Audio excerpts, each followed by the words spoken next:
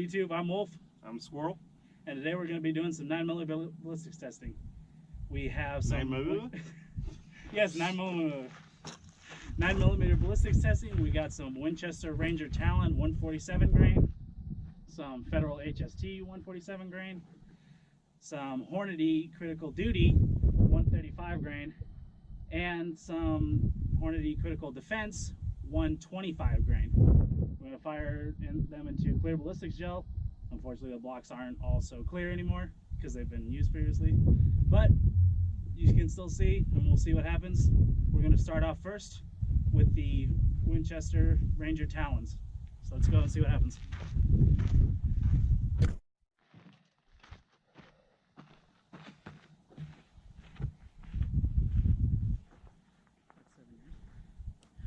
Alright, first off, that's some Winchester Ranger Talon 147 grain, approximately 7 yards.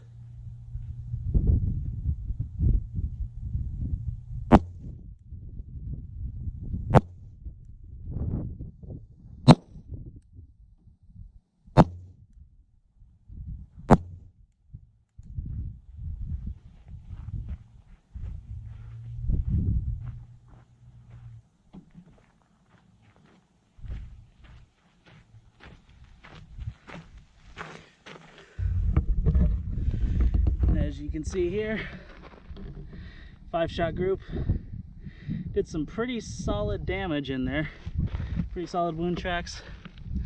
Looks like we had one penetrate to right about that 16-inch mark, and the rest of them went about to the 18-19-inch mark right in there. So we're gonna extract those real quick and we'll come back with the video so you guys can see what they did.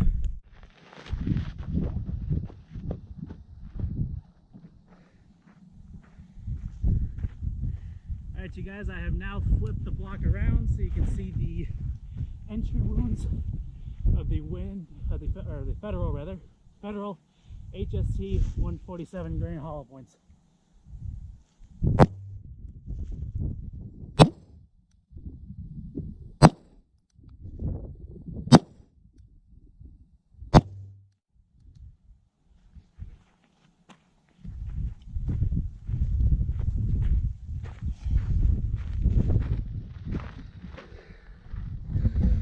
As we can see here, relatively the same wound tracks as we saw with the Winchester Rangers.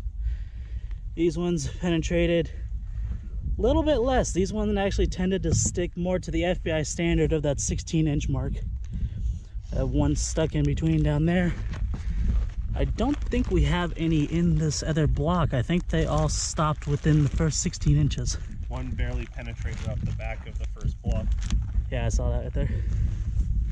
So we have pretty much 16 inches of penetration, about 15 to 16 inches right there. So we'll get those dug out and we'll give you a close-up of what they look like here. All right, guys, now we have the 135 grain Hornady Critical Duty. I fully expect these to penetrate the full 16 inches and go into the second block. These rounds are designed for penetration of car doors, plywood, pretty much any type of barrier that you would encounter as a law enforcement officer. These are designed to penetrate.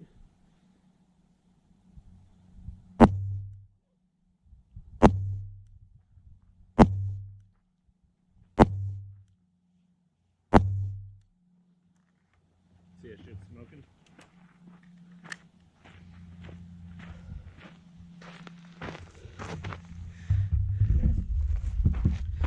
Alright guys, well, as you can see, they left some pretty gnarly decent wound tracks in there.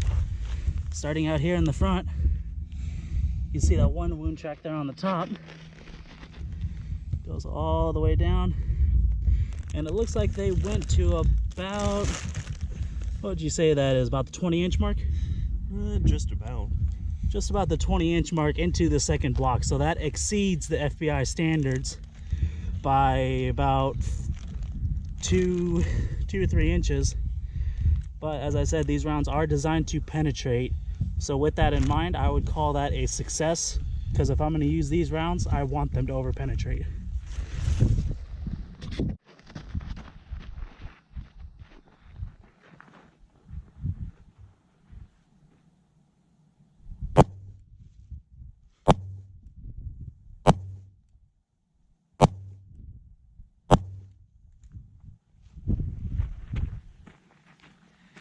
Alright guys, so camera ended up turning off during the first 5 shots. So I fired another 5 for you. You can see some pretty gnarly wound track in there. That one stopped about, I'd say that's about 4 or 5 inches short.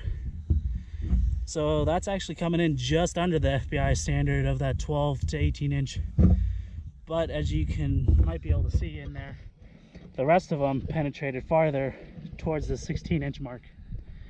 So it's getting a little dark out here. I had not even pulled these out, the critical duties. We're gonna pull those out and we'll go ahead and go indoors and we'll show you guys those because it's getting a little dark out here. All right there, YouTubers, so we got the 5 shots pulled out. We have the Winchester Ranger Talons up here, the Hornady Critical Defense, which I actually have a correction on this. These were not 125 grains, as I said before. They're actually 115 grain Critical Defense. We have the Federal HSTs, and down here we have the Critical Duties. I got all these flipped down because these are all pretty much average at the same size, and these are our extremes for the largest.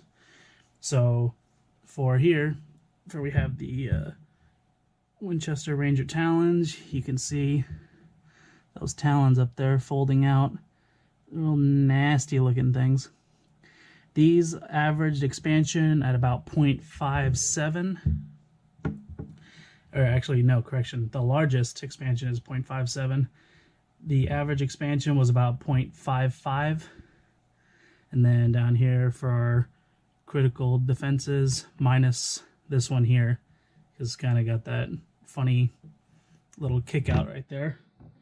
For these critical defenses, we have an average we have the largest expansion at 0.56, and the average is about 0.55, 0.54 area. So very, very uniform expansion. You see the petals on there fold all the way back. There's no real petals per se because they just fold almost flat against the base there, but they do open up nice and wide. And next we have the HSTs, which I'm actually fairly surprised at these HSTs because I thought that the Winchester Ranger Talons would be bigger, but these actually open up on average, or on their biggest part, these ones open up to about 0.65, 64 area. This one's coming in, get it here real quick. This one's coming in at 0.66. So 0.66 for the expansion on these. So these expand relatively a little bit bigger than the pardon me guys, brain's not working today, than the Winchester Ranger Talons. Not a super big difference, but a difference nonetheless. And these ones actually were a little bit more consistent opening up than the Talons here. And then time for the critical duties. As you can see, they don't open up much. I'm gonna test these out of a longer barrel. I had these testing out of a 4-inch barrel. For the gun that I was using was a Sig Sauer P229 4-inch barrel. And on these, the expansion is relatively small. It's about a 0.47 for your average expansion, or 0.7 for the largest, and the average was 0.6 or 0.46 or 0.45. So these were actually the smallest expanding rounds. Again, these were out of a 4-inch barrel. These were not plus P. These are standard loads. So being that these are barrier penetrating, it's got the harder lead and everything inside of it. So I'm going to have to test these out of a longer barrel.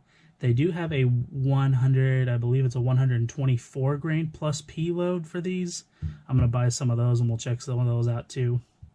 But overall, for what I would consider my 4 primary choices to use for a home defense situation or a duty situation as a security officer, fugitive recovery agent, law enforcement who gets to choose your own ammunition, or a home defense situation where you can obviously choose any ammo that you want, I would have to say that so far as big expansion, I would go with the HSTs or the Winchester Ranger Talons.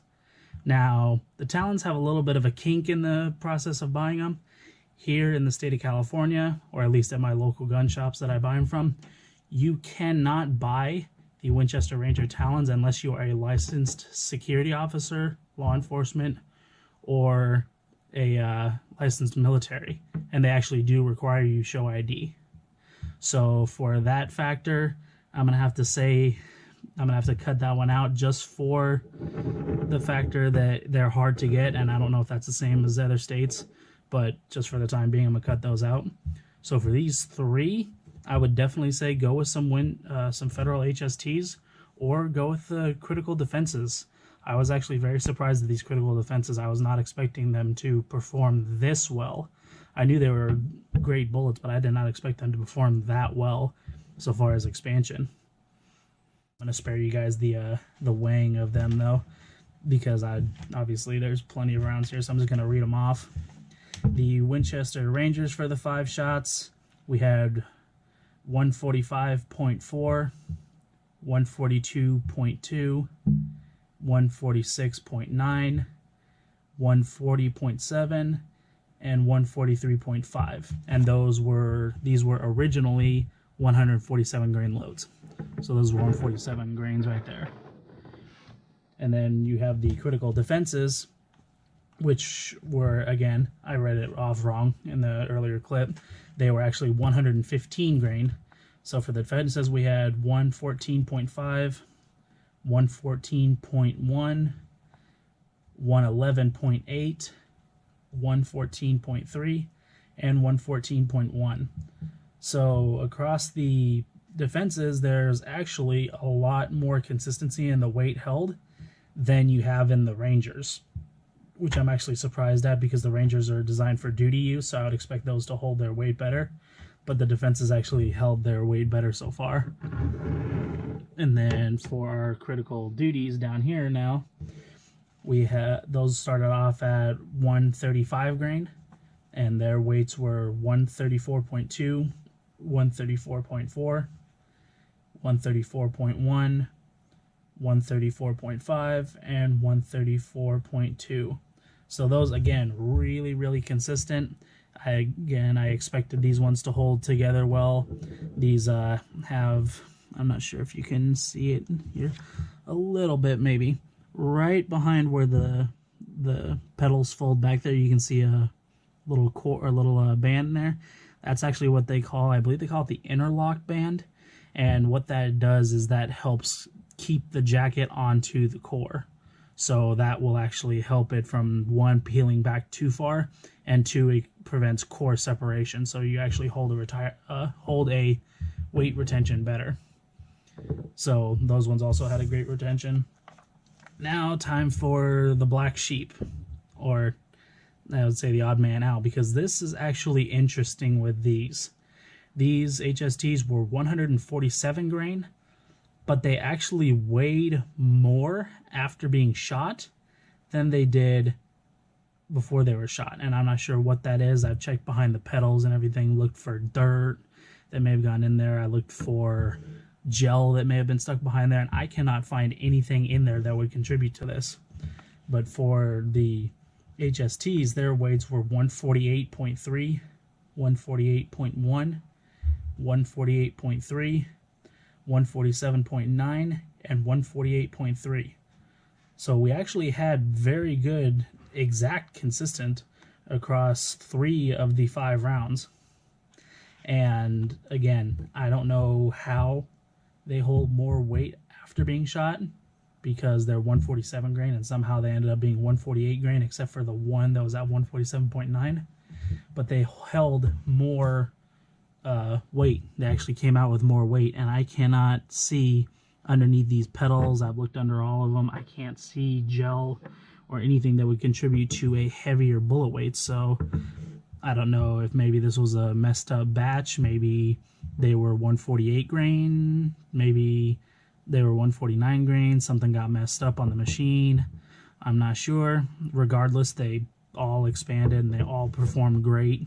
As you can see here, flipping them all over. They all expanded and performed great. They all look good, and they just performed really well.